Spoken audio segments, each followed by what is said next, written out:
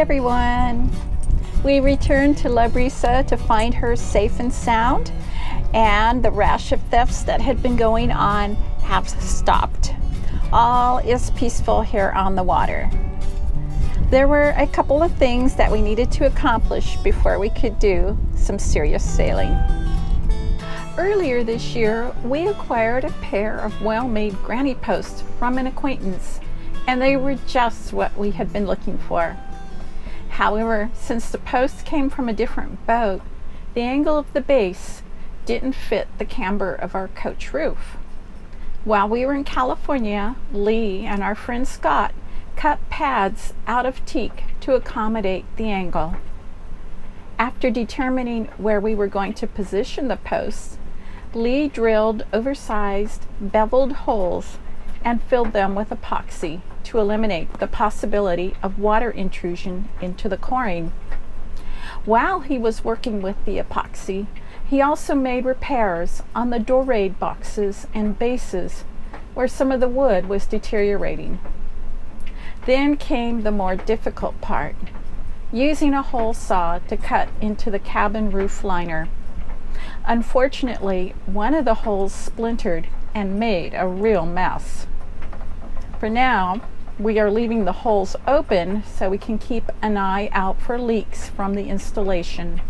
We're not sure how we're going to neaten it up at this point.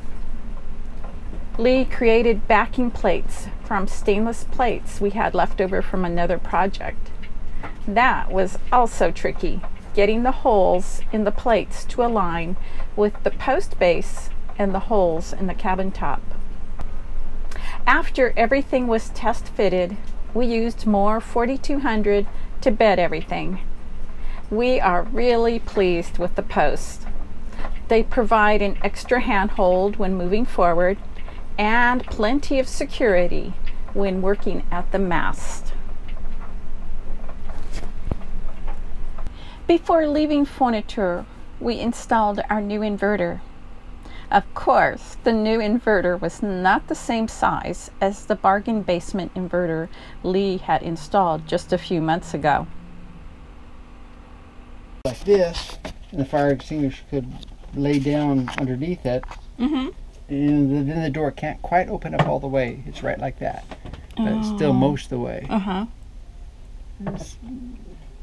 But sometimes you need to have full access there to pull wires, right? Does the door come off? Can you take it off? You know, that's a good point. Can I take it off? Or does it come off? It doesn't come off? It doesn't. No, yeah, it does come off, but let me It'd see be really how high, hard to. Well, let me see how far open it has to be to come off. Oh no, it has to be that far open to come off. So I would not be able to open it far enough to bring it off. So probably be best to be like have this. it the first way, and we'll just find a way to side mount the fire extinguisher. And we could, you know, maybe we could pair loops up here probably and run it there if you want to, or something like that. And what about this Antrex that was there? Actually, since when I saw how big this was, I got talking to Scott about it, and at first I wasn't going to, but then I sent it back in and got this one. This one does both at the same time, the same size unit. Oh, okay. So you We'll get rid of the other one altogether. Oh, wow. Okay. So talked about Scott about it, and at first I wasn't going to do it because of just extra cost, and I saw how big it was and went, I need to do it. So this is another $200 more, but it takes care of both units. So it will charge the batteries? Charge an inverter and isolator all combined. Oh, okay. So it's better overall, and I would barely have room for the other thing here anyhow. Yeah, there's no way it would fit. So we need 5 inches of clearance back here for our airflow, 1 inch top and bottom, which is okay right now, and need at least 3 inches here clearance.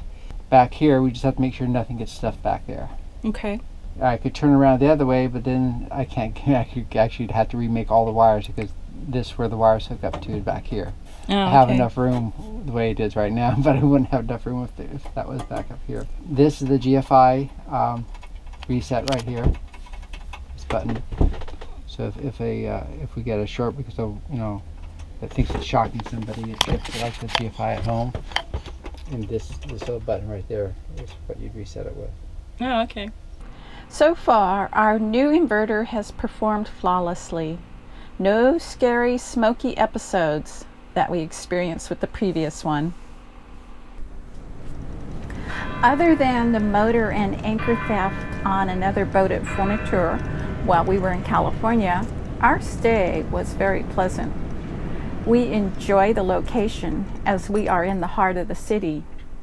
The other night, we enjoyed the Policía Federal band playing, and one weekend there was an amazing quinceañera that took place on the marina grounds.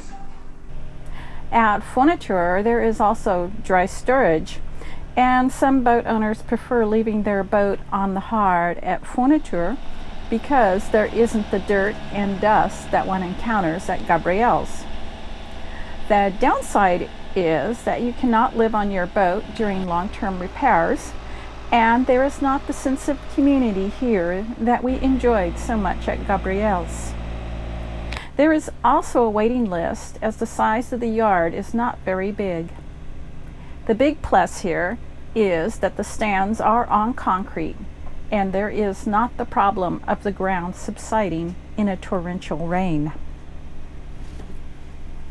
The last day of April, we left our slip at Forniture to start some overnight trips.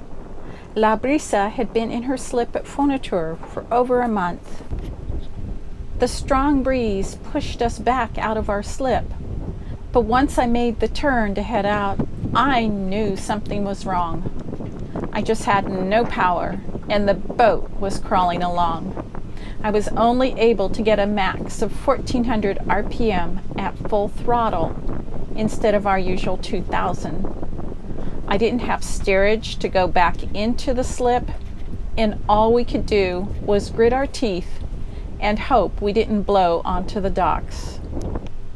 As soon as we could, we dropped the hook in front of the marina. Our first adventure took us only 200 yards. As much as we didn't want to dive in the polluted harbor, we needed to look at the prop. To our horror, the prop was covered with barnacles and marine growth, while the hull was relatively clean. Lee was the most effective at scraping the prop, and the next morning we were able to get 1700 RPM, enough to get us over to Isla Pájaros with clearer water and a chance to do more scraping until our prop was clean and the RPM up where it should be. Thanks for joining us, and we look forward to sharing more adventures as we learn the ropes in the Sea of Cortez. So until then,